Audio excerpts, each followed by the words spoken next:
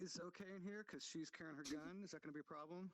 Oh yeah, guns are fine here. We support guns, Second Amendment or something like that. Okay. Or something like that. Yeah. My eyes What's okay? up? I didn't get a chance to check. Yeah, Cool. yeah. Give me a blink. Cool. Let me see. Right. Give me a blink. Yeah.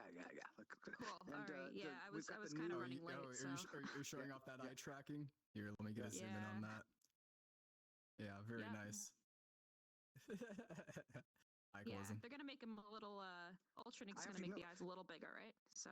Yeah, I've got your new one here. Actually, if you want to jump into her, let me see if I can find it. Current health system. Very cool. So anyone who's watching here with us right now, as we're getting this interview started, just be aware that any questions will be answered after the interview. That's the new one. All right, that's so, you're good to take that just keep that in mind if you have any questions that will be, after we're done with our 21 questions that we have for Jason. Going over it for probably the next hour or so. After that, we'll have like a little Q&A for Jason, then you guys can ask him questions after the interview. And it looks like we're getting quite a bit of people. Here comes Ken. Let's get this way, buddy. Put an arrow on the wall, Fruits. Point into the door. Awesome.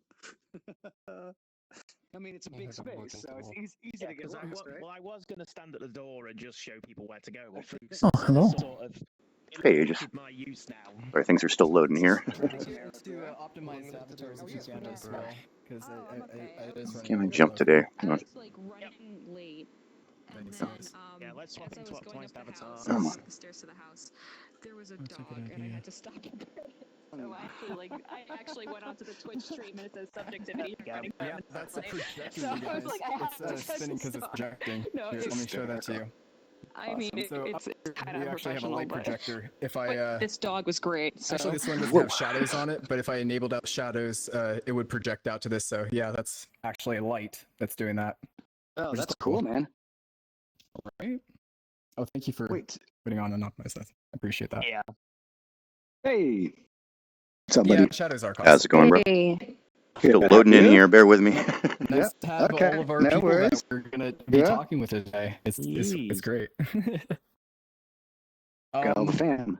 So, yeah, it's the fam. So, why don't you guys take a seat? We got a nice table here. This one's obviously my seat. This is my seat. No one go here. I'm like Sheldon when it comes to that. Thanks. I guess I'll sit here. No. You sit all the way over there. Mic check. You want me to? You sit. I wouldn't have. I mean, actually, no. If you really do want to sit right there, if you want to sit next to me, I don't mind. No, let's try this thing out. Because I'm gonna have all of you guys on a 2D audio. I can hear you guys.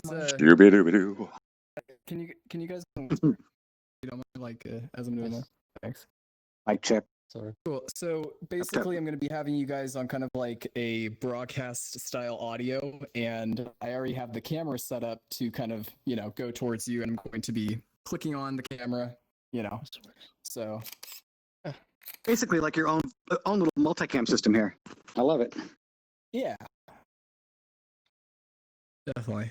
So we'll be getting into this pretty soon, you guys, probably in about just 1 minute.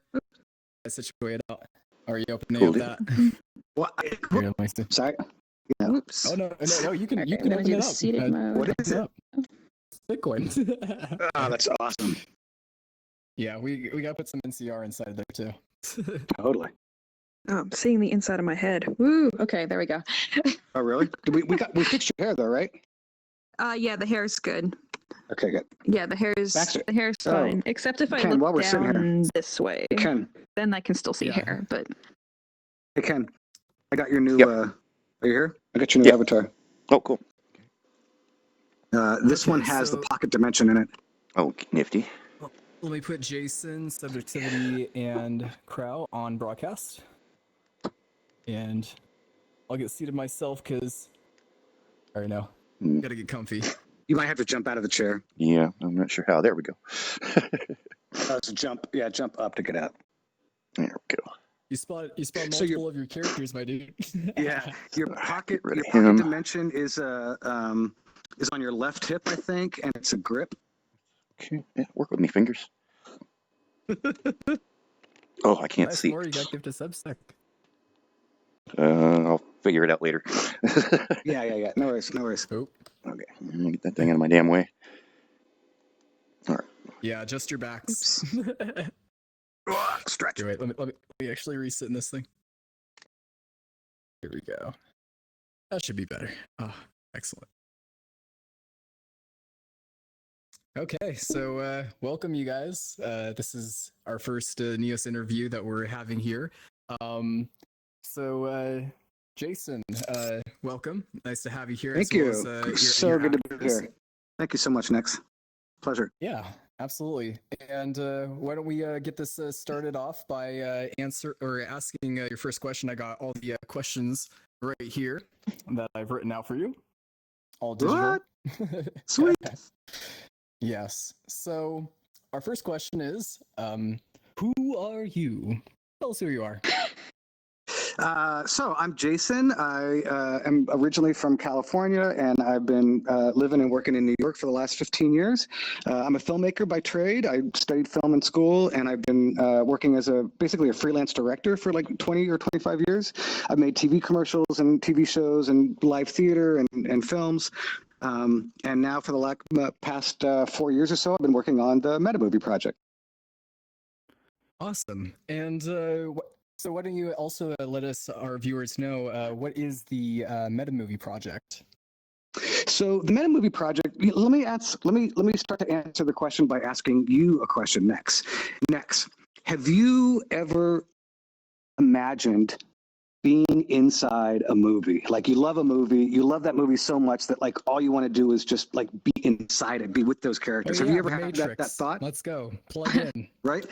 So for me, it was, I think a lot of us have had that feeling of having a movie that was really special to them and loving it so much that they just saw themselves inside that movie, alongside the characters in those crazy situations. For me, it was the original Star Wars back in the 70s when I saw it with my parents, and I really wanted to be inside the Millennium Falcon with Luke and Han shooting, lasers at the TIE fighters. And that idea has always stuck with me all my life. And whenever I've made movies, I've tried to make them really immersive. But when I discovered VR, I realized that I might be able to actually make my dream project of making some type of immersive movie where audiences wouldn't just watch it like a traditional movie, but they would actually experience it. They'd go into it. So that's essentially what a metamovie is. A metamovie is a live virtual reality experience where you, the audience member, plays the lead role, and your co-stars are played by live actors who respond to whatever you say or do in real time because they're trained in the art of improv. So in a meta movie, we have multiple sets, and we have storylines, and we have good guys and bad guys, and we've got monsters and weapons, just like any traditional movie. The Alien Rescue, back on the wall there, is a sci-fi thriller. And the idea is that when you experience Alien Rescue or you experience a meta movie, it's kind of like a combination of going to a live play because there's live actors, but it's really about movies. Like, I love movies, so I'm not doing like Shakespeare and traditional theater. It's theater because it's live actors, but the sensibility around it, the story and the characters and the settings, these are all heavily influenced by cinema. But then there's elements of video games because you've got this interactive stuff. You're in a VR world, and you've got guns and weapons and props that you can engage with and interact with.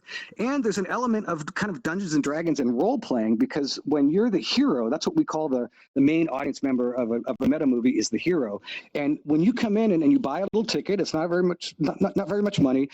You come in, you buy a hero ticket, and we give you a little backstory on who your character is, and then you role play that character. And you don't really have to know anything about role playing, but all you do is just kind of go with the flow, and the 5 actors around you lead the way, and they do all the heavy lifting. All you got to do is just kind of like stay in character a little bit and kind of go along for the ride. So, so that's kind of what a metamovie is. The project being set for the Metamovie project would be Alien Rescue, right? Yes. Yeah. So when I say metamovie, I mean like the concept of an interactive movie. And I've done a couple other ones before Alien Rescue. I've been working on the project for like 3 or 4 years, and I've made smaller metamovies, but Alien Rescue is like at least an hour long. It's big. I've been working with these guys now on this project for years. So Alien Rescue is the big moment where we're going to see if this thing actually works or not. Oh, absolutely. And actually, why don't we kind of show that off? That was actually going to be my next question for you: is what is Alien Rescue? But you kind of explained that pretty well. And actually, we have the video of a trailer that was produced out a couple of months back by Jason, or somebody did out for the editing for this trailer. But we have it here to show you guys to get kind of like a better idea as to like what it is, and what better way to like show it out through the video. So the camera going there to the video, and we can just hit play, and the stream can see it. Sweet.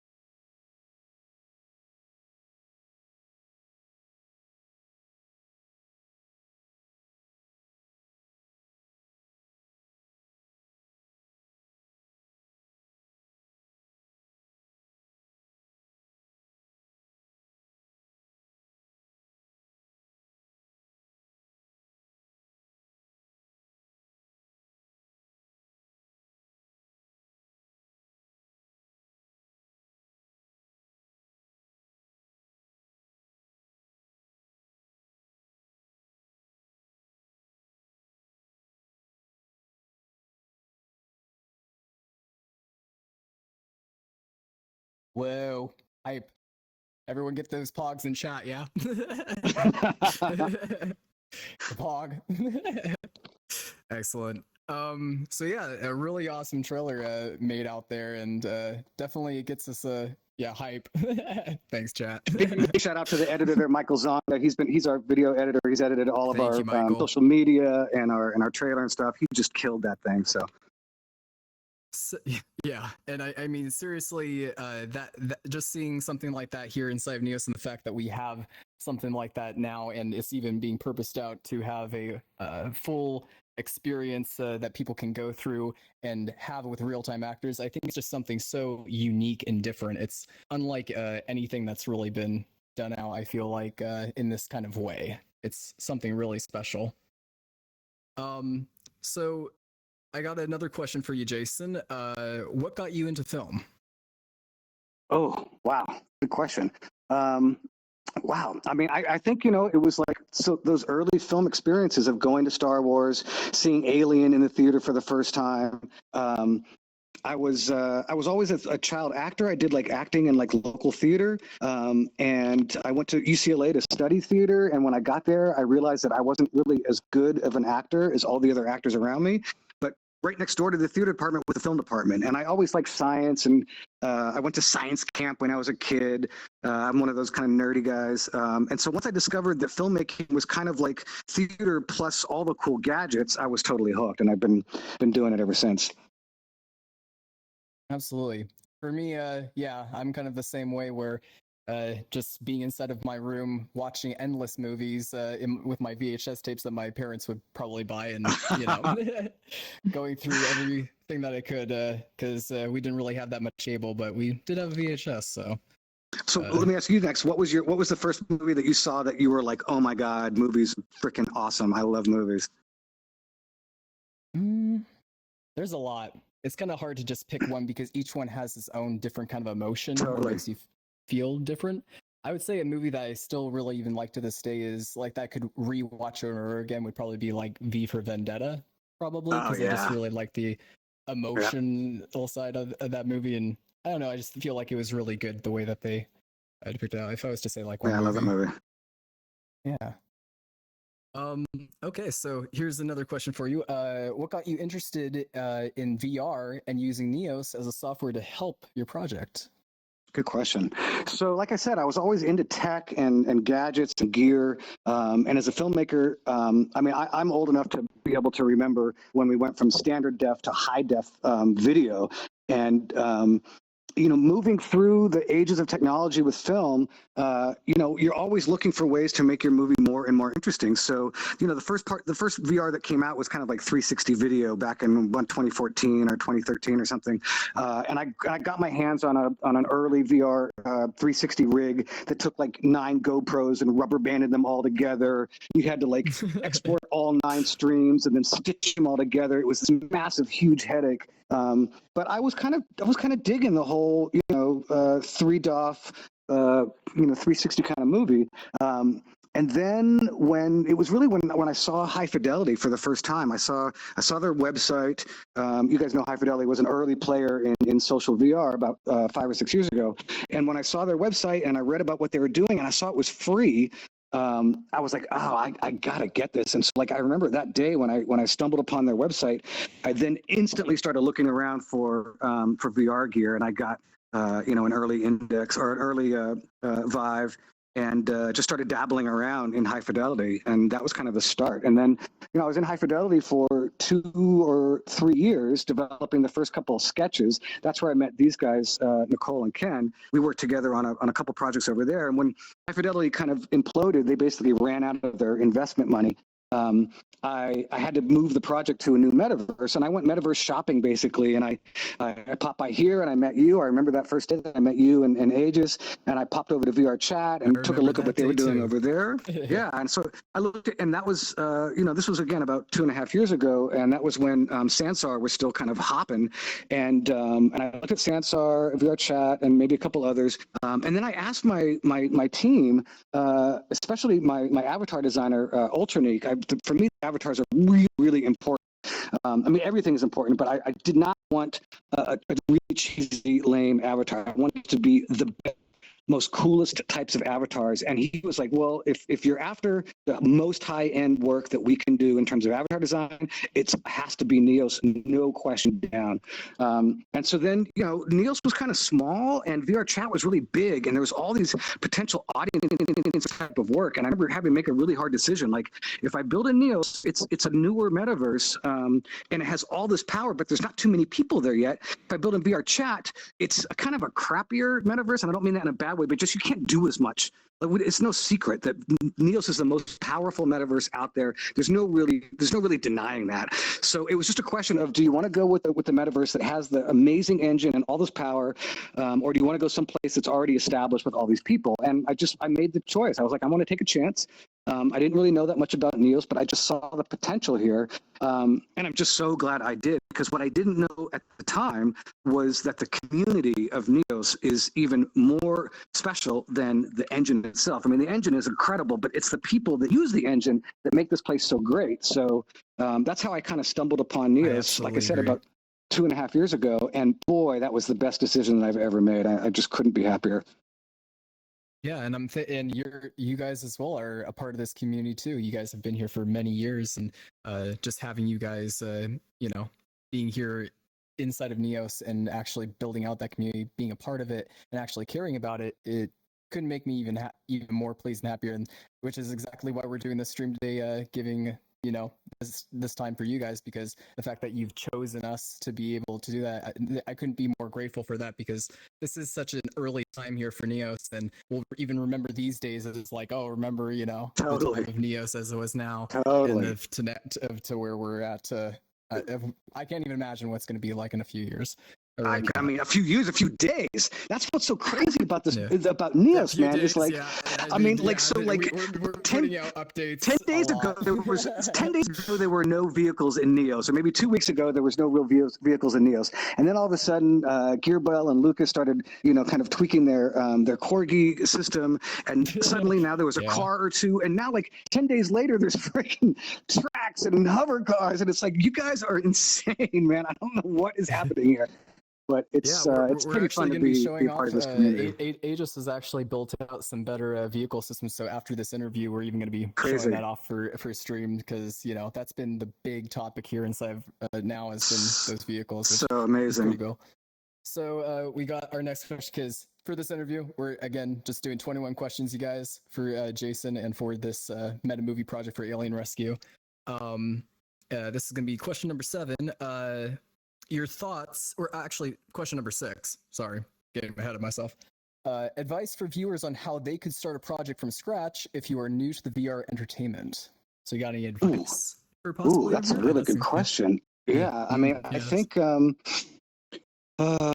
let's see. I mean, first of all, you have to find an idea that you're super passionate about, right? I mean, that's the first start. Is like, what kind of story do you want to tell? Do you want to do, interactive stuff like me? I mean, if I wasn't doing it live interactive, which is really quite complicated, I think I would be making like machinima style stuff. I'd be in Neos using the camera system, writing scripts and filming it like a traditional, not traditional because we're in VR, but I'd shoot with like virtual cameras and I'd shoot coverage and I'd edit it like a movie. Basically, I think there's a lot. I think that's an easier way to get into than this stuff. The live stuff is crazy difficult. So I would think that maybe anchors, you guys as well. Yeah, camera anchor. Yeah, I mean the Neos camera is so good. So I think you start with an idea that you're really passionate about, and then I think you have to surround yourself with a team. I mean, all of this work is so collaborative, and that's another reason why Neos is so cool because you can make all your collaborations in real time. So I think you start with an idea, then you get a team, and it shouldn't be too big, like 2 people, 3 people, 4 people. Like you don't need a big army of people.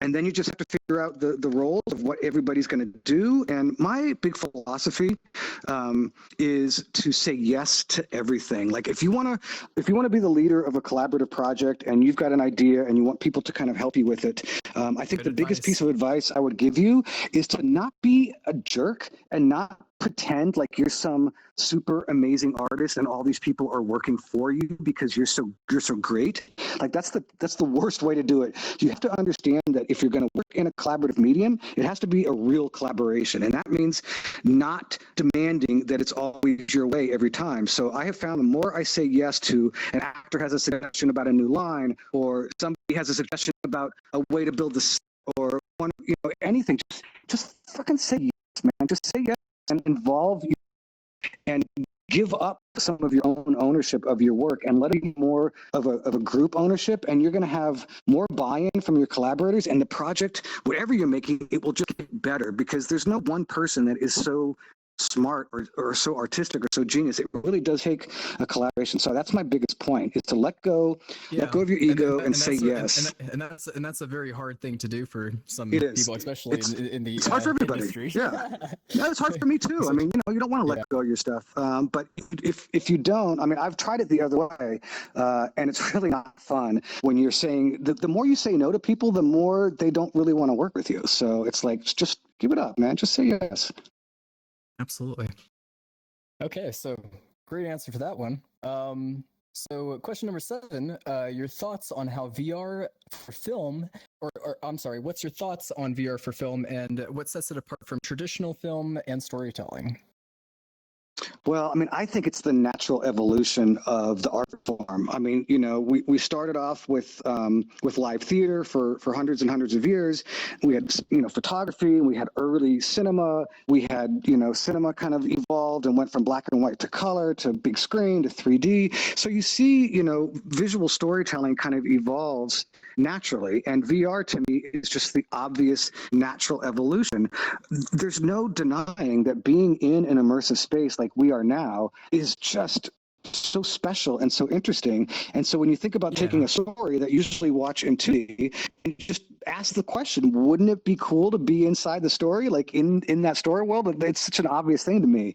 So I feel like it's just the natural evolution. And I think that, what we're doing with the Metamovie, and of course, we're not the only ones playing around with this type of immersive, interactive storytelling. We'd never want to say that we were like the first. But of course, there's not many of us doing it. But I think it seems pretty clear to me that like this thing is probably going to work, and I think we're going to see more and more of this kind of thing.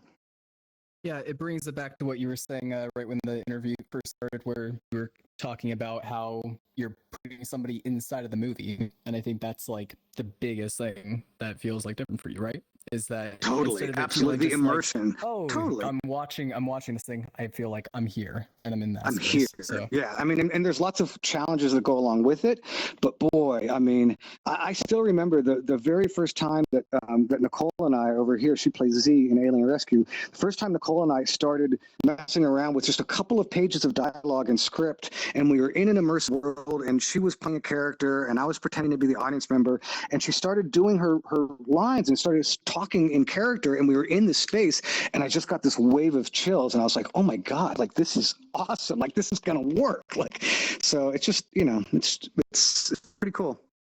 and I personally have witnessed it work in the way of back at that event for what was the event called again? Oh, the Venice Film Festival. Yeah, the Venice Film Festival.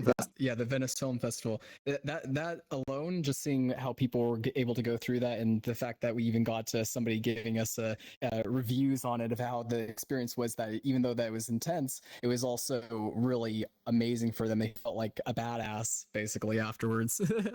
Yeah, it was fun. Because you really do feel like you're, you know, this character, since you're having all these other people motivate you to get into that character. So, okay. So, question number 8 for you, Jason. Was there a time where you experienced difficult feedback from the project? From day one, I think. I mean, so you said difficult feedback. I mean, there's sort of all the challenges. You can just say one. You could just say one. We don't have to go into like. Yeah. I mean, well, I mean, I think the last thing that happened was, so we have all sorts of, this is very experimental what we're doing. We're learning it, and we're making it like as we do it. So we constantly make mistakes. We constantly screw up, and we've had every type of weird and awful situation that could happen to you has happened to us. We've had trolls come into our live performance and be really like disruptive and difficult to manage. And we've got, I mean, I think what really sucked for us during Venice is that we had a pretty big name reviewer come in, you know, like a film reviewer basically. And she came in and she did our experience, and it was running about an hour or so. And she was on a Quest that was tethered to her laptop, which was kind of I think a low end laptop. And we could start to kind of tell, right? Like at first, you interact with them, and you could tell like they're not talking that much, and you're like, hey, are you okay? You having fun? And she's trying to, you know, everybody role plays a little bit differently. So we're always trying to gauge like how well they're going to role play. But she went from like talking a little bit to talking less and talking less and talking less. And we knew like, oh, there's a problem here. And then at the very end, there's this final scene, and there's like a door that you have to go through, and there's like a button, and she's like just spamming the button on the door. Like, let me out of here. We're like, we're doing like the final like wrap up of the show, and she's just spamming this button.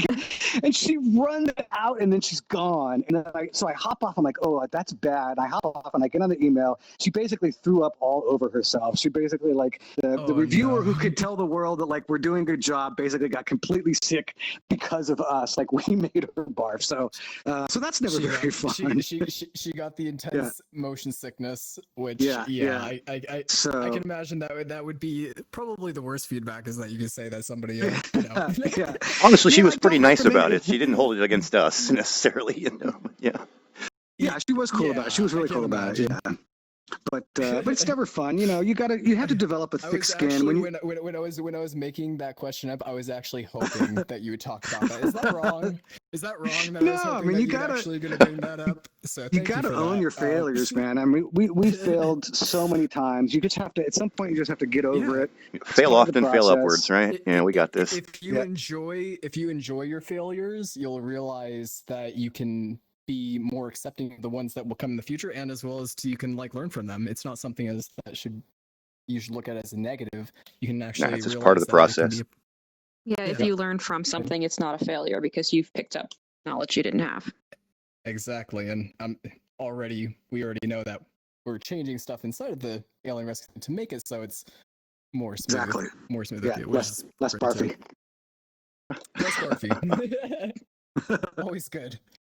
Nobody wants to be throwing up unless they're at a party. Right. Actually, not even then.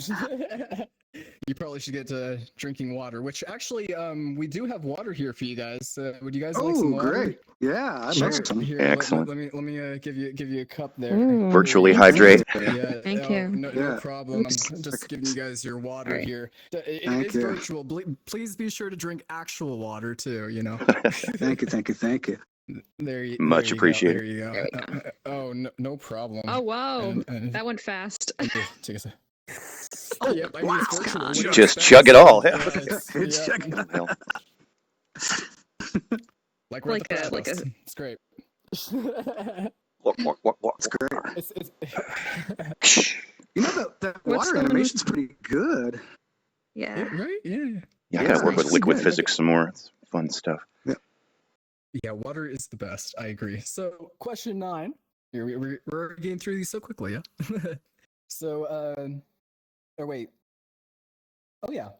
Were there any difficulties that you experienced during the writing and direction, and what did you do to adapt? Well, I mean, first of all, you got to deal with actors. That's really the tricky part. 'Cause they We talk- don't go easy on him Yeah, either. like- yeah, yeah. I mean, it's that's the only problem with live action actors is that they actually have mouths and brains, and they don't they don't always do what you want. I mean, the whole process has been such a learning process. I think when I'm writing this stuff, I am trying to stick to traditional storytelling techniques of interesting characters and scenarios and good plot, and that stuff kind of usually comes okay. Then it's just a question of trying to figure out how to make the hero, that's the name that we give for our main audience member, how to make that hero's experience really well, and how to I think the big thing that we always work on, you guys, and correct me if I'm wrong, is we've got this story that we're trying to tell, and it goes from here to here, and we've got scenes, and we've got dialogue, we've got plot points, but we tell the hero, hey man, you can say or do anything you want. So that means that they are constantly interrupting us, and they're constantly wanting to improv and talk, and we have to figure out, how do you go from your scripted dialogue, which you've memorized and practiced, but then you get interrupted by somebody and you've got to improv with them for a little while so it feels normal, natural,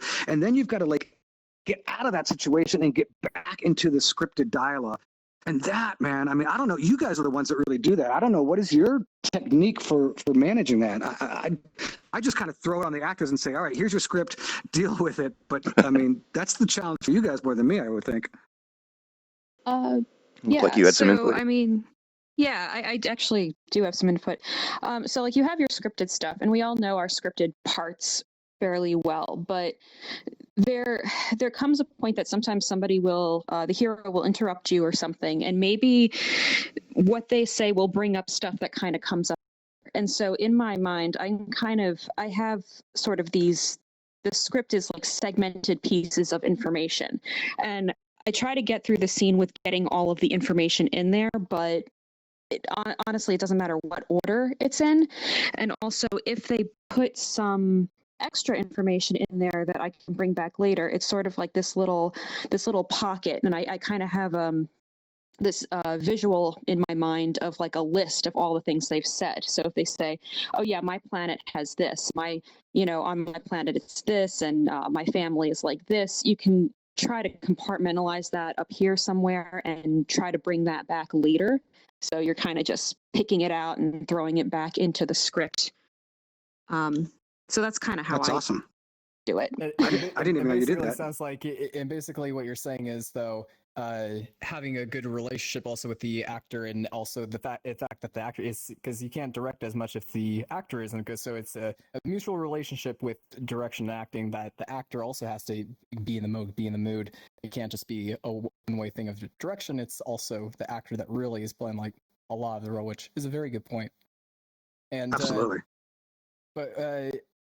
and I guess it's more of the adaptation would be on the actor's part than anything, because they're the ones actually having to listen to the direction, make it into the way seem close to the vision.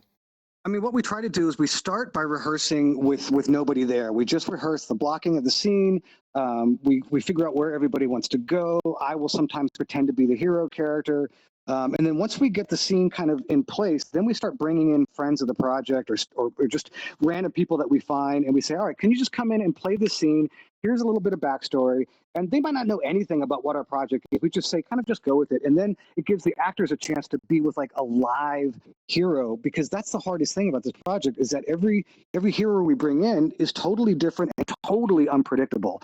So there's just no way to know what's going to happen. That's what's so exciting about this thing is that every single time we run a 1 hour performance, it's completely different from the last one. We've never had any two performances ever be the same because each hero is totally different. And that's what makes it so hard for these guys is that we just have to keep just practicing and trying to get different people in, get a shy person in, get in a talkative person in, get a guy in, get a girl in, get somebody old or younger, like try to mix it all up. And that is just, it's not easy. Awesome. And Prox just added some extra anchors for us for our actors too here, which thanks Sweet. for that, Prox. So now I know which ones those are. But yeah, good answers, you guys. Let me go on for now. Question number 10. Can you remember some funny moments that you experienced while working on the project? So I guess all three of you can answer. I mean, I will let you guys. Most of the funny stuff that happens to the actors, and it's usually bad. I mean, I don't know. What are some of the things that? I remember having just about heart failure that day. I accidentally tried to. What was it? I don't remember what I was. I jumped somewhere accidentally, and I was no longer on the planet. Your name tag or something yeah, that like was that. it. I think so. Yeah. Yeah, anyway, I ended up back in the lobby, and I had to go invisible and like follow the rest of the crowd through as they were going to the story, where and just rush to my mark, before So everybody got there. Live performance. It was a live performance for the Venice Film Festival, which is a really big deal. The Venice Film Festival is the biggest film festival in the world, and they asked us to come do a work in progress, and we basically like shat ourselves with fear and nervousness because it was. Sorry, I don't know if this is a little PG nerve-wracking. stream. 2 shows a day, yay! No, it's Joe Rogan podcast, obviously. Okay, all right. So we're fine. Yeah, so we were shitting in our pants. We were super nervous, and it was one of the early ones. And basically, what happened to Baxter over here is that we had 15 people moving through all of these massive maps together. That's another big challenge that these maps are huge. And so these 15 people are going, and he's supposed to be like standing outside of the lab, and here come all the people, but he pushes the wrong button or has some weird glitch happen, and suddenly he's like out of the scene, like way far away. Yeah, completely different part of the map. Couldn't get back. Running to get there. I can't even imagine that, because especially when you're trying to do something live inside of an experience, and then all of a sudden you have to get somewhere. Because anything can go wrong. I mean, yeah. I mean, Nicole, remember when we first started back in High Fidelity? This was 2015 when social VR tech was still in its kind of infancy, and High Fidelity was not stable. It was never stable. Like whoever wrote that code base, no offense, man, but wow, it's had some issues, yeah. And I feel like every time we try to do a live show, Nicole, like somebody would just crash in the middle of the show and have to like come back a few minutes later, right? Oh, that or get thrown across the city stuff, or whatever. Though. I think my favorite time in High Fidelities was when I think Tiffany turned herself into a slug. Do you remember? I love that. Like a giant slug. Great. Yeah, Right just in like in the middle of of like a scene. bank heist. It's like a giant slug. Tiffany? Who's Tiffany, and why did Tiffany turn into a slug? I mean, so like this project has had like a lot of different people, especially in the High Fidelity with the heist. There were so many sort of bit parts and like characters. So like we had a whole bunch of different people, and I remember it was one of the female actors that came through, and I think her name was Tiffany, and she turned herself into a giant slug, and she couldn't get herself out of it, and it was pretty hilarious. She was playing like a humanoid biped character, like just a basic human. But in her avatar collection, she had this giant slug, and she was going about her business and acting out the scene. We had an audience, and everything, and she just must have hit the wrong combination of buttons, because oftentimes in our meta movies we are hopping from avatar to avatar. Even for a hero, for a hero, they might encounter like 15 different characters, but there's only like 4 or 5 actors. So in certain scenes, you might leave, walk out of the room and then hop into a new avatar and change your voice a little and come back in as a new character. And she was, I think, in the middle of trying to change characters, but she just grabbed the wrong avatar. And this slug thing was huge. It like completely took up the whole room. It took up the diner, I think. Yeah, we're trying to play the whole scene with a straight face, and suddenly now you've got like, a slug, which we also had to kill a hero once, which was really fun. That was I thought it was brilliant. during the Venice event. Yeah. So we, sometimes when a hero comes in, they might be unpredictable in the way they role play, and that's totally fine. We want that. We want you to go for it, do whatever you want. And on our end, it's our responsibility to be like ready for that. So if you want to play a villain character, we're ready for that. If you want to push our buttons and test out the limits to the game and, kind of poke around the edges of what it's capable and maybe find our weaknesses, I mean, we're okay with that. We just, we don't want you to be a dick about it. But like, if you want to mess around, you can. And we have that all the time. We don't mind that. But we had somebody during the Venice Festival who he didn't want anything to do with anything. Like, he wouldn't talk to anybody. He wouldn't engage with us at all. He just was like running around looking at stuff. He got himself in trouble. I think Aegis had to like pull him out of the wall at some point because he glitched himself through a wall. And all that's fine. But the fact that he like wouldn't actually engage with any of the actors and just completely ignored it, at some point we'd be talking to him, engaging him in dialogue, and he'd just wander off. It was not a lot of fun. At the same time, he actually was the one that found one of the Easter eggs, which I didn't even know was there. You've always defended him. You've always defended this guy. Yeah, he was running around in a real gamer mindset, just poking and prodding at everything, and But I mean, I think that's I got really bad. I mean, that's the thing. That's what I love actually about Nicole, and she plays the lead, and she kind of has to shoulder all of the stress of dealing with our heroes, and she's so good. You're so even-mannered. Like, you never get flustered. I actually get more flustered than I think anybody. And so this guy wouldn't engage with anybody, and he was being a total dick, I thought. And so we have this fail-safe way of dealing with, with heroes who are being jerks. We can kill them. We have guns, and we just shoot them and kill them. And so I got on the comms with Nicole during the scene, and I'm like, take him out. And I could tell that she was like, oh no, like we're gonna. He's the main character. Like he's our guest. We can't kill him. And I was take him out. I don't like this anymore. So basically we murdered him, and then Nicole had to figure out a way to like explain it away. You guys can do this sort of stuff. Remember that. You can take out this kind of energy. So that was, it was not our best moment, but we had to do it. Yeah. Okay, so let's get on to our next question. I guess that's pretty funny in its own sense. So question number 11, what did you do before you found out about Neos? In terms of what? In terms of the Metamovie, or just in general, or? Yeah, before the Metamovie. Yeah. I mean, before the Metamovie, I was, I think the last project I made before the Metamovie was a 45-minute short film called Animals. Usually if my day job is like I teach film at Brooklyn College in New York, and that pays my rent, and then my side hustles are all like freelance directing gigs. I had a couple of, maybe a decade worth of really good commercial directing where I was making good money. That's a really hard gig to sustain. So after commercials, I did some reality TV for a while, and that's kind of a drag. And then I just got into making my own movies. Reality TV? What kind of reality? Yeah. So my first reality TV show was I directed the show called Who Gets the Dog on Animal Planet.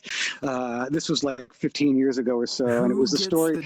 What is this, like Judge Judy? Like a divorce sort of court? No, it was actually a really cool show. It was like that you take a shelter dog, and then you let it spend the weekend with 3 different families that want to adopt it, and we give the families a little video camera, give them little chores to do with the dog, and then we analyze, like veterinarians and dog experts then analyze and figures out who's the best fit for the dog. So as opposed to like, anybody coming in and picking up the dog that they want, this was like finding the right home for the dog. It was actually really, really sweet. I spent most of that year, it was a year long that I was on that show. We did about 15 episodes, and I swear to God, I spent that entire year on my hands and knees, like crawling around on the floor, because I'm constantly trying to get dogs to like sit over here and go over here. So I feel like that entire year was like I had rug burns on my knees, and I got to know every breed of dog possible. Some meat pads, dude. By that point, totally, just go on Amazon, meat pads. What are you? Totally. If you deal with dogs all day, gotta get those. I also did another reality show with this guy, Dr. Drew Pensky. I don't know if you guys know who he is. Yes. He used to be actually really cool. I don't know that I'm a big fan of his anymore. But I worked with him right after his radio show with that radio host, Jimmy Kimmel, I think. And he had a show that was all about sex ed. Like he just did, it was basically, it was strictly sex. Yeah, Loveline was his radio show. And then his first TV show was strictly sex with Dr. Drew. And I was the first director on that show. And we like, wasn't it him and Adam Carolla or something? Yeah, I'm trying to remember. Yeah. We interviewed like 80-year-old sex addicts, and it was like a really interesting series of shows. So I basically did basic 2D filmmaking. 80-year-old sex addicts. Sounds joy. It was some really weird stuff. Sounds great. Okay, Actually, I didn't know that. Yeah, it was fun times. I'm learning more and more through this interview about Jason. Like, oh no, a little bit deep dark waters. Maybe, that we're going into. You don't even know everything. Maybe I shouldn't have asked about the past. Maybe we should ask about the future, shall we? And that's question number 12. What do you plan to do with Neos in the near future? Well, we've been working on Alien Rescue here for about a year and a half, I think. And our hope is and we're not done with it yet. When we did the Venice Festival in September, we showed the first half, and we did 20 live performances, and we basically took it up to a certain point of the story, and then we just said, okay, stop. And the audiences all knew it was half of the thing. So now we're back to work on the second half, and the script is done, and the sets are being built, and the last avatars are being designed, and the logics are all being programmed. We're hoping to debut in March. That's our goal. Now, this is a self-funded, low-budget project, so sometimes when we say March, it means April, but we're really hoping that it's going to be March. There's a film festival that we would love to be in March. And so once we get it up and running, our plan is basically to try to make it sustainable by selling tickets. We know that it's very hard to like make money in VR, and putting on a play or doing a movie in VR and asking people to pay money for it. We know it's really, really, really early, and so we don't really expect to charge a lot of money, and we definitely don't expect to make any money. But what we want to do is just start doing the show every week. Okay? Once a week on every Saturday, we're gonna advertise it to the community. Honestly, most Neosans are probably just gonna get free tickets because everybody in this community has helped us so much. So I think if you're a Neosian, you're probably gonna get a free ticket. But what we're gonna try to do is advertise to the greater VR community, VR gamers, people who enjoy movies. And we want to run the performance, once a week for as long as we can, basically. If we have customers who are interested and audiences who want to try it out and they're coming in, then we're going to just keep doing it. I've got other meta movies that I want to make. Ultimately, what I'd like is to carve out a little chunk of Neos that's like a multiplex theater or like Broadway in New York with multiple theaters. But I see the meta movie having on any given day, you could do Alien Rescue, you could do this story, you could do that story. Some might be long, some might be short, some might be different genres of dramedy and drama and comedy. But Alien Rescue is what we're going to focus on for 2021. So every single week on Saturday afternoons, we're going to be running the show. Cool. At least we have a clear future on that, which I'm excited about that because helping with it too. Yeah. So question number 13 for you.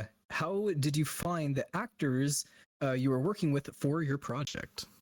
Good question. It's really, I have to say, what's one of the biggest challenges is, if you're making a traditional film or TV show or play, there's a lot of actors out there. I mean, I live in New York. You can just, throw a rock and hit an actor. But finding an actor who not only, I want.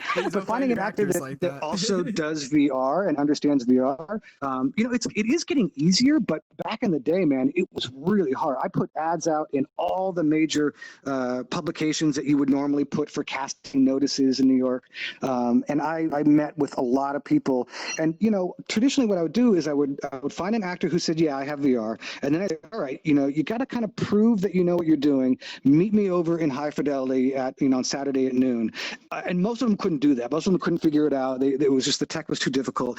Every once in a while, an actor would show up and meet me in VR. And I'd be like, all right, that's the first hurdle. You have VR gear. You know what you're doing. Now let's talk about the project. Now let's, here's some lines to read, and just like casting anything, most actors, it's, they're not right for the part. You have a part and then you try to put an actor on it, and it usually takes a lot of iteration before you get that right part. So for me, it was very time consuming and very difficult. And honestly, once I found an actor who I really liked and respected and could work with, I held on to them for dear life. So Nicole was the first actress that I met that I thought, okay, she knows what she's doing. She is a proper actress, but she knows VR, and she had experience doing immersive theater and live interactive theater. So she understood that this was not going to be just a traditional thing where you just say your lines. She knew already how to interact with a real person. And then I met Ken, also in High Fidelity. I just kind of recruited him out of the blue, I think. Yeah, you had an ad up in the forums. You were looking for extras. So he hired me to come by and just walk around in the background. And I was like, all right. I think I did that exactly twice. But he started casting me in other roles. And later on, I made him an NPC avatar system for the background anyway. So he didn't need actual people to do all that. And we busied up the streets. Basically, I've seen him act myself, and he actually is very good for someone who you just had as a backup. That's pretty shocking. Yeah, no, he's I totally tripped into this. You did, and I didn't let you go. You've been with us for now a couple years now, at least. Yeah. Well, funny, I was actually just over in High Fidelity a little earlier, making them watch Being John Malkovich. By the way, good stuff. Awesome. Still doing movies over there. What you just got to do is just kind of get out there more, and find another which avenue that you can try to find an actor that would be out there, right? But you said honestly, it's kind of a limited pool, I'm sure. Like you said, you've got to. If anybody out there is an actor who does VR, you have a lot of opportunity. And this actually goes to the role play community as well. Folks in the VR role play community are ripe for acting in VR, because role playing and acting are really, really similar. So if you're an extroverted type who likes to do role play, there's a new movement going on. It's pretty small right now, but we're seeing over in alt space, they just did Neverland Live with 25 live actors, you've got The Tempest at Tender Claws, you've got Adventure Lab, you've got all these groups of people all doing their own take on kind of immersive theater in VR. And there's never been a better time, because there's not many actors out there. So actors, if you are into acting or you like role play and into VR, keep your eyes and ears open, because directors like me are desperate for talent. So hit me up if you're an actor out there. We've got projects in the works. Shout out. Yep. Okay, so we got the next question, which is question number 14. How did you direct actors in VR, and what benefits or challenges came from it? I remember so clearly. Again, this is back when even just getting a social metaverse to be stable was tricky. In, I think, 2015, when we first started working in High Fidelity, it took us a month just to get 4 of us in a room talking together without massive glitchy, laggy crap. So, the first step was just making social VR work, because we were in there pretty early. And then it was, I'll never forget this. It was all right, it was time to rehearse. Nicole was there. I think this was before I met Ken. We were doing this little short sketch, and I had the script, and I couldn't figure out how to get the script into VR. VR couldn't manage a PDF or anything, and I could bring in a JPEG, but that was 1 page. The script was 10 pages. It took me 2 months just to figure out how to get a working script into VR. So sometimes it's been the things that you don't really even think about that are the biggest challenges. And then I don't know what's challenging for you guys. It's all fucking hard, man. As far as the director to actor sort of relationship, or yeah, or just how it differs from in VR as into from real life. Yeah. So honestly, doing sort of immersive interactive theater, it's really not that different, for me at least.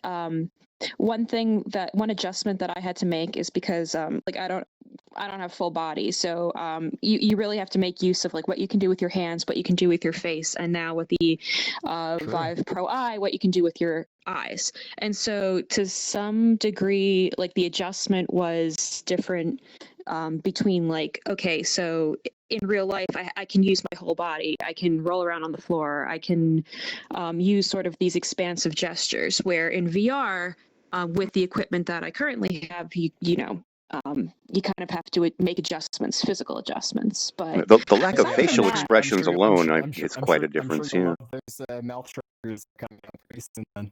yeah, Those mouth trackers are really gonna set the- I mean, I know eventually, like the whole full body thing, like full body tracking, people have it in here, and it looks amazing. So, but like, as far as like the actual relationship, it's always felt very much like an interactive, immersive theater rehearsal. It's just you have a headset on your head, and that's about it. Like it hasn't been that different, which is nice. Oh. Well, awesome to hear. Okay, so let's move on. Next question for you guys. Let's see. These are great questions, by the way, Next. I'm pretty Mm-hmm. impressed here. Oh, thank you. It was just a night where I was just like on my notepad, and I was just like, yes. No, these are good. No, I mean, I've been interviewed before, and most people don't ask these kinds of questions. So bring it on. What do you got? Yeah, absolutely. So question number 15. What was the process for number 15? Yeah, anyways, what was the process for getting the actors ready for a performance? Yeah, I think it's just we rehearse once a week. Before, when we knew that we were going to get into Venice, we upped it to twice a week, maybe 3 hours per rehearsal. We start by doing what we call a table read, which is just standing around a table with the scripts in our hands, reading through the lines, making sure we all understand what the scene is about. In directing with actors, you talk about what the character wants from the scene. So we talk a lot about like, all right, what is your want here? What is the obstacle to getting that want? Like, these are kind of technical theater terms, but we do this as we rehearse, just sitting around a table. And once we all have a sense of what the scene is about, and the actors are starting to get off book, which means they've memorized the lines, then we go and we start blocking it out. And blocking just means, the actor stands there and they say that line, and then after that line, they walk over and sit on the couch, and then at that time, you're moving all the little pieces around on the playing board, basically. We usually do this while the sets are being built, so oftentimes we're in just like a half-built set, and we're learning the blocking, and the set's getting built. And as that's going on, we're also dealing with any of the interactive logics programming for stuff that's happening.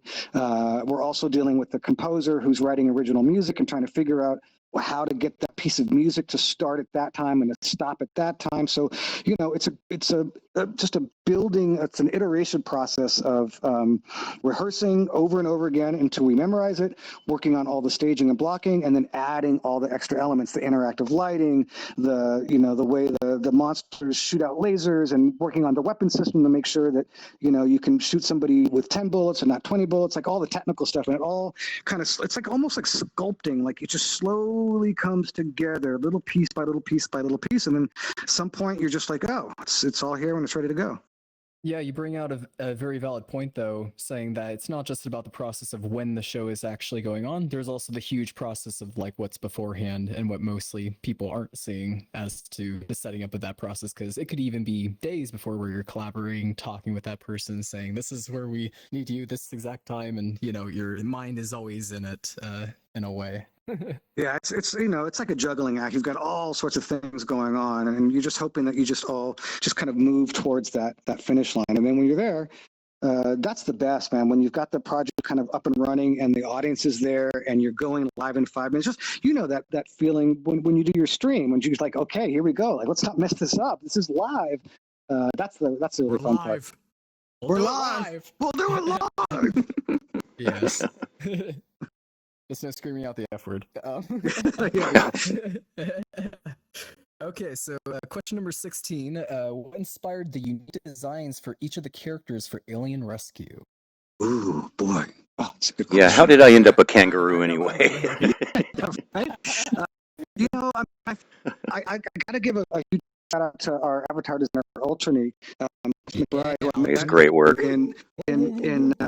I met him in High Fidelity. He won. High Fidelity did an avatar contest, and he won the contest with one of his avatars. And what he had going on was like an early version of Dynamic Bones. The High Fidelity called them Flow Bones. But he had this Ganesh avatar, which is basically like this Indian religious mythological character that's got a big long elephant trunk. Yeah, and it was like the best avatar in high fidelity. Like and a Hindu elephant. Yes, Yeah, exactly. Exactly. Yeah. Yeah, that was so one of their early load test around. contests and stuff too. That's one of the first times I was in there. Yeah. So I saw that avatar. I had been up until then. I had been working with stock avatars that you get just off the internet, and they were all really lame. And when I saw his, I got to meet this guy. And so I started talking to Ultranique, and Ultranique is a tech guy who's got a day job like a lot of us, but he just loves avatar design. That's what he loves to do. He doesn't do a lot of like model making or world design. And he doesn't do a lot of programming, although he knows all that. But what he really loves and does well is just strict avatar design. So the process for Alien Rescue was looking at all the sci-fi movies that I loved as a kid and as an adult, and working with the screenwriter who kind of brought these. Our screenwriter Chris Insana, who's out in LA, he wrote Alien Rescue without much input from me. I told him that I wanted it to be sci-fi. I told him some elements, but he made the first piece of clay of the sculpture he threw down on the table, and he wrote all these characters. He invented the character of Z, who Nicole plays. She's the leader of the gang. He invented Baxter, and he actually wrote, basically, he wrote their character descriptions, not exactly like this, but fairly close. So I've started with his original concept of, Z's this badass character. I don't think he wrote like the shaved head and the skull tattoo, but she was always designed to be kind of feminine and really pretty, but also really tough. And the Baxter character was always supposed to be a little bit of an outsider, a little bit of you can't really trust this guy. He's an asshole, let's face it. I don't know about that. So it was just, Ultra and I just working over and over again. I mean, I could show you 100 design sketches that he's done over the years. Oh yeah, actually, look, wow. When you we'll put that. Very nice. That takes me back. Wow. That's yeah. So some of his other previous models that they made out Ultranique, and this was the Hindu elephant that we were talking about. These are the from the those are the winners from that thing. Yeah, so Ultra's that first one. And like I said, he was the one. He was the one who really convinced me to come to Neos, because I really wanted him. I said, like, for Alien Rescue, I'm going to push you so hard. You're going to get so mad at me because I'm going to really push you to design some really innovative avatars. And he has. I mean, he's done some great work in here. But to answer your question about how. It's just looking at visual references, drawing thumbnail sketches, saying, Very okay, true. I like the ears. The ears are good, the tail's bad, the feet are good, the eyes are bad. Like you just, reference. We need that Right. reference. Yeah. The most important thing for when you're trying to do art and design, the artist is a thief. Remember this, guys. The artist is a thief. Totally. Always has, always will be. But that's Totally, fine. totally. It's not thievery if it's inspiration, right? Yeah, I mean, I've always said, I say the same thing. You steal an idea, but then you process it through your own head, and when it comes out, it's no longer the old idea. It's now your Improve take upon it. Make it something new. Yeah. It's the same thing that how my you art see works. a lot actually it's the same thing that you actually do see in TV shows with, like, let's say Star Trek, right? There's been so many reiterations of that now with, like, Dark Mirror episodes and, other forms of those shows, of comedy versions that have been made out for the Orville, or, there's just been so many reiterations of something of that TV show specifically that you would think, but it's also a way of, like, I love seeing the reiterations of it. I think that's amazing, watching those variations of it too. So, yeah. So let me get into for the next question for you guys. Okay, so question number. I'm trying to remember what question we're on. 1 second. Well, I think 15. I feel like you're on 15. I think so. Somewhere around. We're on 17 actually. We already did Burger King foot lettuce. Number 15. So number 17. What's your favorite scene in Alien Rescue? So you have a favorite scene so far? Oh, wow. I bet I do. Let me think. I mean, I right now we're working on the end, which I'm super excited about. There's a shootout scene that we call it the Bob shootout scene, which I really have a fun time because I get to play this kind of tentacle creature that shoots that shoots laser fire out, and the avatar's quite big, so I'm looking down on everybody and I'm kind of spraying them with my laser fire, and they're all trying to kill me, and they eventually kill me. Yeah, why don't we So spawn out? I Aegis, love could you that. spawn us out? Can you spawn us out that laser alien for us, and then that way chat can kind of like For the Bob. they can get a better idea of as to what Bob is. That would be pretty nice. Well, they'll put it out here for. Continue talking about the scene though. Yeah, so that's one of my favorite scenes, and that just I get to play the bad guy and get shot. I love the opening scene on the Blackhawk, just because the Blackhawk itself is this amazing creation that Aegis made. It's this. Honestly, I think it's like the biggest spaceship in VR. I know that's probably a big statement to say, but we don't even know how many rooms is on this ship. It's so big, and we've been working in this ship for a year, and I still do not know how many rooms it is. So that scene is fun to me, just because the design is so well done. You guys just made this beautiful ship. Everybody who goes in there Hey, Bob. freaks out. There he is. There he Get in here, is. Bob. There he is. Can Bob fit on with stool? Yeah. Yeah, have a seat, buddy. I don't need no stool. Oh, good. All right. I don't need one. Wait, is the camera right there? No. The camera's through my viewpoint. Why don't you shoot that laser at me? Don't worry. Can you figure the laser keybind? Yeah, there you go. There it goes. Yeah, that's sound effects. Whoa, those my frames.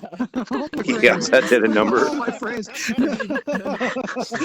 Bob actually killed us, but he killed us. So thanks for that, Bob. Yeah, we need to get him a little, Alcoholics Anonymous name tag. Hi, my name is Bob. Personally, my favorite scene was actually, I kind of actually really liked the plant room area. I like it, that part of the scene where you actually are trying to convince the first time that you meet Clark to tell it a joke and try to open up the door for you. Because I always you either get somebody who's like really pumped up to like tell a joke for it, or there's somebody who's like so. No thanks. I like seeing. Do you guys happen to have a favorite scene that you guys enjoyed? I like the plant lab stuff, the Clark stuff, but honestly, I think that my favorite scenes will be yet to come, because there's a lot more complexity that happens for my character, as the part that you haven't seen yet. There's a lot more complexity in the character, and I'm really enjoying digging into that right now, and I think those are going to be my favorite ones. But for now, it's the plant one with Clark. Awesome. Yeah, I think my current one's probably the plant lab too, because I get to push drugs on people and trip out. I'm a terrible influence. Yeah, it is an R-rated. Just so you know, this is an R-rated show. It's Yeah, he gets to. If you guys don't know, they give them saclera, which is a type of drug on the planet, and if you eat it, hardcore hallucinogenic. Yeah, it's definitely has a filter effect that makes you see a bunch of stuff. Lots of colors. I'm so fascinated by Frick's trying to feed water to Bob. What are you doing? Gotta keep him hydrated. Don't mix water and electricity. Isn't that a bad idea? Nice. Excellent. Thank you for that. It's right up the snoot there. Stay hydrated, you guys. Stay hydrated. Okay, so question number 18. Here we go. Any idea on when Alien Rescue will be available for public viewings? Yeah. So, like I said in one of the earlier questions, we're aiming for March at this point. It's just a question of getting the sets built and getting the avatars done, getting the actors rehearsed, getting the logics program, getting the music done.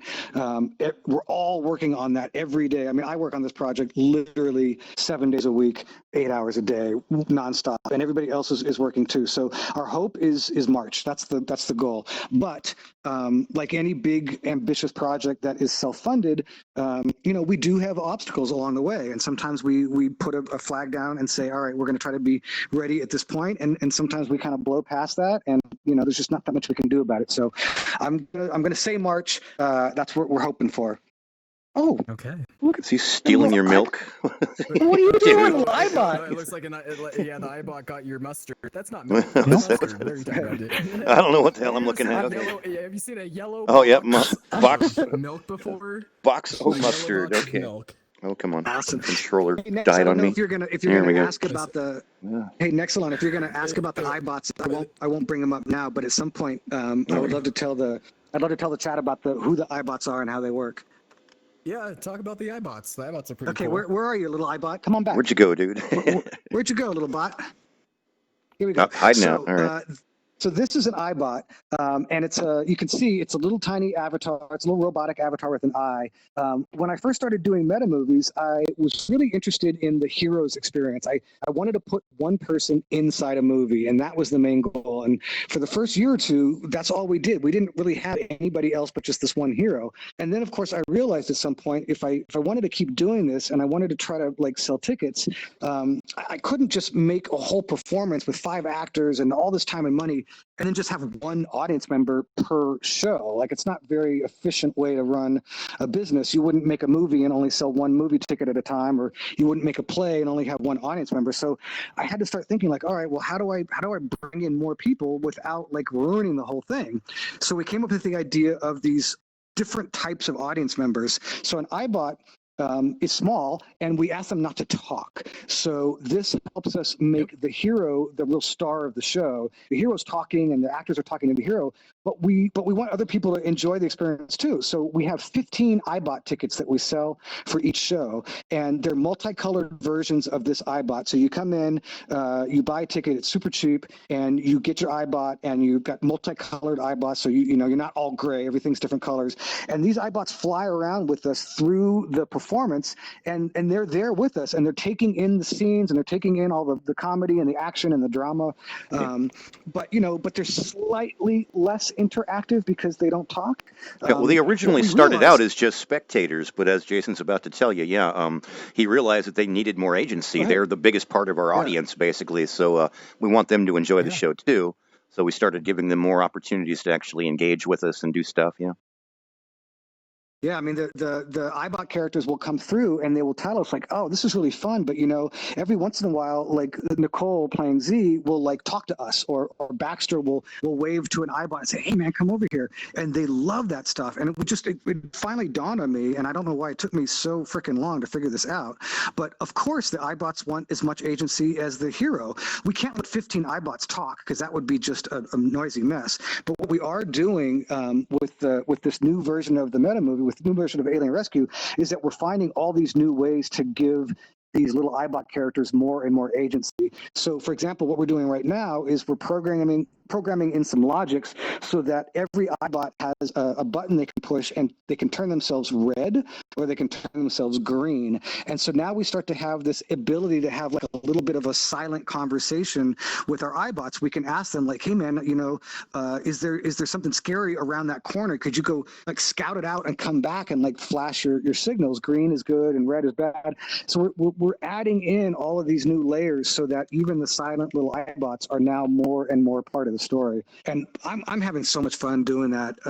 It's so fun to just think of new ways to involve the audience in the story and give them more agency. Me myself, I really love that you guys thought of for that sort of idea too, because I always look at the iBots and they're really cute, but the fact that they can actually respond to you, or that you can interact with them in that way, I think that's not just only going to make it seem better for the actors or even for the main character. It'll also be entirely better for the main person who's watching, because it keeps them fully engaged as to what's going on, and not just I'm here to watch or look. Now I actually get to be a part of it and can even have my own influence of effect because I'm saying yes or I'm saying no. The bots could even lie if they really wanted to, right? Totally. Yeah. And we're gonna build in some parts of the story that will require the iBots. We have some things that are going on that without the iBots, we don't get that part of the story. And I think that's going to be really fun to start seeing that these iBots are going to be way more than just spectators. They're going to be really, really important parts of the story. So we're rolling that out with this new version of Alien Rescue. Freaking awesome. I can't wait for it. I'm so pumped up. Yeah. Okay, so question number number 19. Here we go. Which we do 21 questions for these interviews, you guys. So we're on 19 now. Okay. If you could change one thing about the project, what would you change? Money. I would rob a bank. Money. I mean, yeah. I mean, that's the problem is that, I'm just a regular guy. I ran I started this as just little tiny sketches, and whenever I got my paycheck from work, I just carve out, a little bit of money and I'd put it towards the project, or I'd ask people to work for free, which I really don't like doing. Okay on some level, but at some point, you can't ask somebody to work for you for a year, free. You just can't do that. So I did a Kickstarter a couple of years ago, and I raised $10,000 from that Kickstarter, and that was the thing that helped me do Alien Rescue properly. Is that I actually there's about 65 Kickstarters who are supporting this project. $10 here, $50 there, and with that money, I was able to give the actors a little bit of money, give some of you guys who are helping me build the models a little bit of money. Of course, it's not much, so that's my biggest obstacle, is that I constantly feel like I'm getting so much amazing work from all of the amazing collaborators, and they deserve 10 times what I can pay them, and it's a source of stress for me, because I want really good work, so I want to be able to push everybody, but I can't pay them that much money. So that would be the one thing. If I could change anything, I would just be I don't know. I mean, I would buy more lottery tickets, I guess. Well, don't do that, because you're rare. Yeah, I learned my lesson. It's very hard in the lottery, I've noticed. Yeah, that way everyone else would have the bright idea to get that going. Right? Yeah. But that was actually a very good answer on that. Thanks. Saying about that. Okay, so question number 20. Any people that you would care to give a shout out to that have helped out with the project? So basically, just in general, everyone you'd like to give a shout out to. Well, I mean, obviously, Nicole and Ken here, who have been with me for a very long time. And Marinda and Craig, even though they can't be here. Marinda and Craig, these four actors have been giving me just so much time and energy and creative juices for so long. And then I got to be honest, man. I mean, it's like there's a lot of people in this room who I am massively indebted to.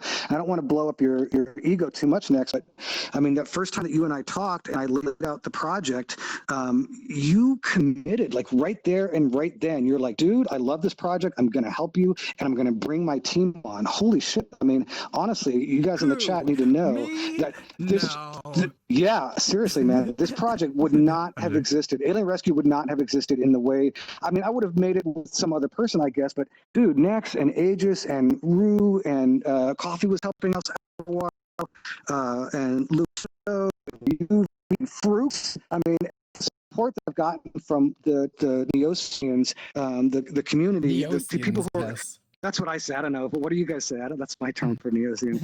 No, that's a good word. But you guys on the model making and the programming side, I would say all the community members here too, like Prime and Anvarex and Medra and just all the people who Rukio, who's in the chat and talking to us. Hey, Rukio's in the chat. Totally. Rukio, all the test VIPs, hugely helpful. Totally, man. Yeah, I mean, this is like a little army of people that are all kind of working on this thing. So, we've got people who you guys have never met, like Maurizio, our composer who's in Germany, and our screenwriter Chris, who's out in LA, and we've got pieces of this project that don't even get that much recognition.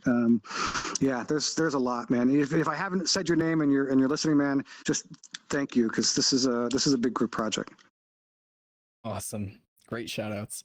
And final question, you guys. We've already got here to now basically an interview. And I want to say again, thank you guys so much for being here and taking this time out of your day for a Friday. Our pleasure. Our pleasure. You probably have stuff that you want to do as well. And, I'm sure, but I'm just so thankful that you guys can be here for our first interview that we ever done here at Neos, and hopefully this can be for more to come. Oh wow, we're a first. I'm honored. Right on. Me too. This is awesome, man. You guys have to do more. This is great. Oh yeah, I really do want to have this to be blow up Nexus ego impossible.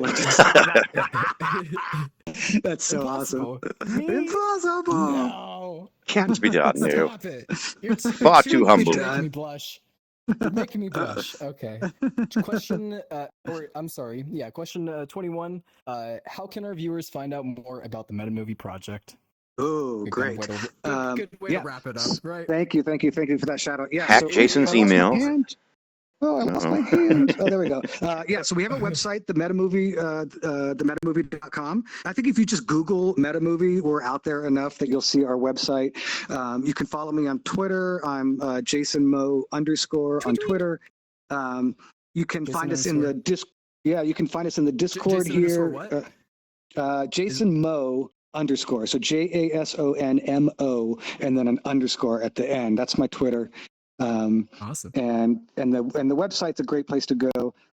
And come just friend me here in Neos. That's another great way to do it too. Yep, Jason Mo and Neos, and Yep. Perfect. Awesome. Well, thank you guys so much. And just for at Thank the you, end, Nix. we did say that we'll answer just a few questions here for chat, and then you guys can be on your way. But again, thank you for being here, and thank you for everyone who's been watching with us right now to be Thanks, engaged with this whole awesome project that's been through. So, if you guys have any questions inside of chat, just be sure to put a question mark before the end of the sentence if you have any questions here for Jason or the actors. Or, yes, give some love too. Yeah, Oh, isn't that cute? Chat command them. Perfect opportunity to do that, you guys. Thank you. That's my first love. I never got love before. That's awesome. Oh, Here we got a question. A question from Marukio. Why do you never let me drag you through my worlds?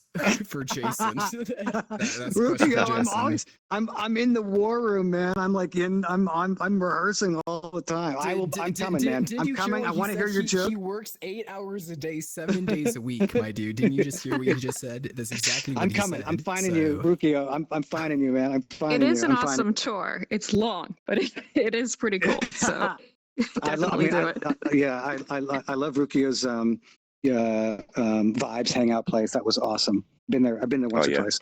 I'm coming for you, Rukio. Nicole's been through it. Yeah, that's what Ricky said. Nicole's been through it. I haven't, but I've watched it on his streams. I've really seen it. She says it like that. I've been through it. Horrible. Been there, done that. No, it was wonderful. Ken, I didn't know you were watching Rukio's streams. That's awesome. That's cool. I'm always on Twitch, man. You kidding? Hell, I'm streaming now. So you're getting that extra camera perspective. Yeah, exactly. You need that. Yeah, do what I can. Thank you. But yeah, if there's any more questions in chat, if not, we'll be ending off. I'm just gonna have just about 2 more minutes to ask for any more questions. Did Angel say? Oh, so yeah, Angel has a question. Have multiple episodes that together make a whole movie, maybe? Question mark? We've talked about that. We talked at some point about breaking Alien Rescue in. Oh, look, I got some coffee. Thank you. We talked about breaking Alien Rescue in half and doing 2.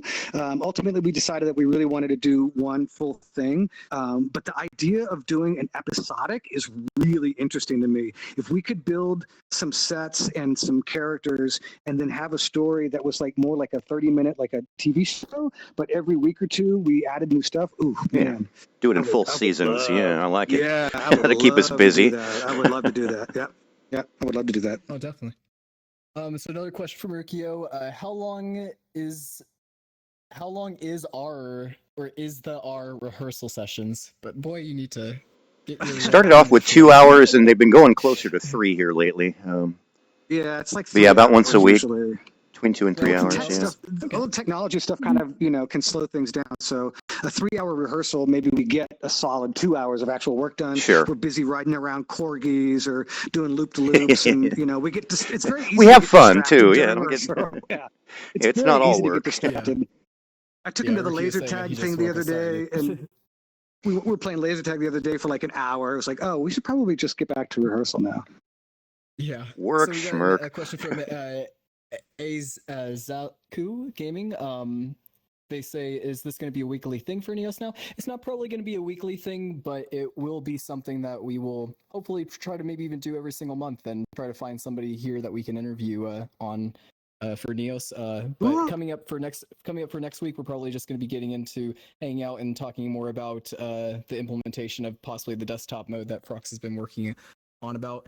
And basically we still have our normal streams that we usually do, but obviously every single month at the end of the month we do a community showcase stream where we show out worlds and different cool items made on set of Neos. So we have different streams for each day, but we won't do like an interview stream every single week, otherwise it would get very hot. But yeah, let me see. For next question, Rukio says, "Are there ideas for multiple endings, or does that require too much behind the scenes?" No, Rukio, Oh there's already no. multiple endings in place right now. Yeah, Yeah. we're Oh working on. yeah. It's essentially a choose your own Multi-endings. adventure story when it comes down to it. So yeah, we've got to have those paths, and every little choice you make can influence the ending, which keeps it interesting for us actors. And Yeah, Jason every has choice you made it make really does influence the nice and ending, nice really. and streamlined for us to keep track of all that crazy. Yeah. But yeah, it's taken some doing. We're pretty Absolutely, sure and that that's it's going to be very hard to that's the have a most repeat exciting. performance. Yeah. Yeah, that's the most exciting thing Yeah, it's about the always going to be different. Metamovie project is, or Alien Rescue specifically, is that it's something different each time. That somebody could have just a completely different. So it's not even really like a movie. It's like really like you're going through an experience. Yeah, it's so definitely cool. choose your own adventure-esque, so that if depending on what you do as the hero, somebody could die, somebody could live. You could, the ending could be like this, it could be like that. There's a lot of different weird things that can happen. So if you come through as a hero, what I would just tell you is, take some chances, and if you play it really like vanilla and just kind of go along with it, you're going to get like a kind of a standard experience. But if you try different things out, or ask questions, or make suggestions, or anything can happen, and you're going to be surprised that all of a sudden now the story is like going to turn left or turn right. So, and that's what we want. We want you guys to come in and really play with it. Yeah. For sure. Okay, so we're gonna answer these last 4 questions, you guys, and then I'm gonna let these guys vamos. And thank you again so much, you guys. So the last 4 questions that we're gonna be answering is from Dusty, Angel, Frey, and Wraith. So Dusty says, "Is there gonna be a public version of the Metamovie as a stream for Neosians?" We have Yes. streamed a few of them. In fact, Jason has a really nicely edited, put together one, if I recall correctly, with multiple camera angles and everything. Maybe you can find the link for them for that, and they can watch the VOD. But yeah, good stuff. It's already out there. Yeah, I mean, I think we've got a couple of different things. We've got a recorded version of it that is just kind of sitting someplace. It's not public right now, but I can put it out there. But what we're planning on doing is once we get up and running in March or April, and we get kind of our rhythm going, another initiative that I'm working on is a sophisticated multicam streaming system inside Neos. So right now, to do multicam like what Nex is doing, he's using anchor points and he's using the streamer camera, and he's kind of switching, between points. I'm envisioning something a little bit more robust. Where said that he can bring the link in as well for it. Yes. And so once we get a real multicam system, what we want to do is start live streaming our performances. So if we have a performance on Saturday afternoon, you can come in and buy a really inexpensive ticket to be an iBot or hero and experience it in VR. But if you don't have VR, or if you don't want to do it in VR, if you just want to sit and watch a stream, plan is to have a really nice multicam stream. So you're not just looking at somebody's POV, you're not just looking at one camera anchored behind somebody, but you're literally seeing it like a real movie or a real TV show. So that just like you're seeing now in this interview, you have all these different camera angles. Those will all be streamed out so that you can watch it as a 2D stream on Twitch. And I'm hoping actually to get Next to help me figure out interactivity for the Twitch stream. So just like you can give me a cup of coffee here and have fun with those interactive chat commands, what I see for the Metamovie is the opportunity for 2D Twitch streamers, watch viewers, to be able to use keyboard commands to make different things happen inside our performance. So we'll have kind of the VR performance running and the 2D multicam interactive performance running at the same time. And that'll just give us the ability to kind of reach more audiences, and really excited to learn Such about. A cool idea. Yeah, I mean, you guys are kind of showing. Prime also said I can help with that if you need any. So there you go. Oh, sweet. Yes. Awesome. Yeah, and Rukio wants to know if it's okay for him to drop the link. He's got it ready. Yeah. Go ahead. That's Do it fine. to it. All right. Yeah, drop the link. That's fine. Yeah. So Angel says, "Why are you all freaking amazing? You're amazing too, Angel. You are amazing too, Angel. Because all these people here are passionate about what they do, and that's a Totally. key core thing. If you care about what you're doing, and if you're enjoying what you're doing, then how can you not be amazing? And then, how is everyone? And is everyone getting enough sleep? I hope that we're getting enough sleep. Are you guys getting enough sleep? Never. I do a pretty good job, actually. It's all good. I love sleeping. Yeah. I get so excited about going to sleep, man. I get funny. See, I suffer from inertia. If I'm up and going, I don't want to stop, and if I'm stopped, I don't want to get moving. Cool. And then last question for Wraith. The next one is from Rukia to Addis, so kind of we can answer that on our own after. But it says from Delirious Jack says Alien Heist plus Inverse Nebula RP crossover when? Oh, I love it. I know. I love it. I love it. I love it. I get it and I love it. Yes, yes, yes. Totally. I love it. I love that. It's a pretty funny one. That's so cool. Yeah, so let's we can hop up out of our seats, you guys, and get All right. Yeah, there we go. Stretch. Stretch it. Thank you so much, dude. Hugs for you. Thank you. Thank you. Yeah, man. hugs. Seriously, this was so much fun. This was a blast. Let's celebrate now our first ever Woohoo! stream. Woohoo! Definitely, hopefully, we got the champagne here. Get your glasses. Right. All right. Go find mine again. This is for you, chat, as well. Here. Do things the hard way, of course. Oh, there we go. Come here. Whoa. Oh, bubbly. What? My coat. My God, man, this is suede. Everyone, give lots of love here for everyone here for the cast for subjectivity. Brow, Jason. Thank you. And thank you for being on stream here. Did you get your cup? Here you go. We got it. Wrong cup, but yeah. I was wondering where that steam was coming from. I forgot they gave you coffee. Thank you. Tip the bottle, not yourself. There you go. Well, thank you. There you go. No problem. So awesome. Yeah. Oh, somebody dropped a glass? There we Put it go. down some. There we go. Much appreciated. Cheers, you guys. Hey. Cheers. What? Oh, we're at champagne. Sorry. You lose. Whatever. No.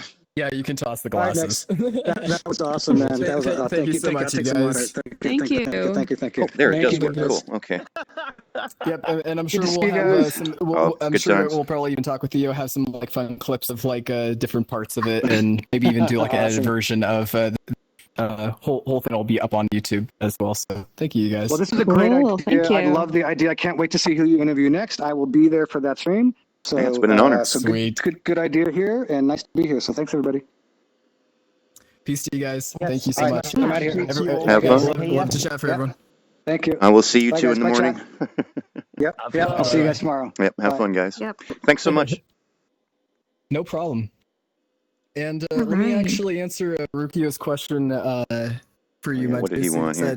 Said, do you have a new favorite toy that ups the interactivity in the Metamovie? An example that I saw Jax help out with a new camera type. So that new camera has kind of like a blur filter, I guess is be for taking pictures.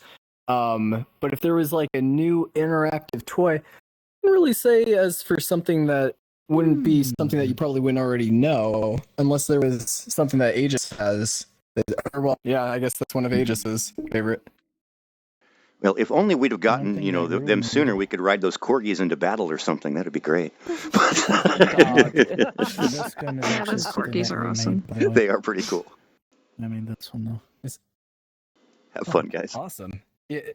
Cool. Peace to you, dude. Oh, that's right. The new guns. Yay. Peace out. See you later, Nicole. And yes, this one does. Yep. See you later. I gotta just find my way. There we go. Here, can I actually try it out? Which one?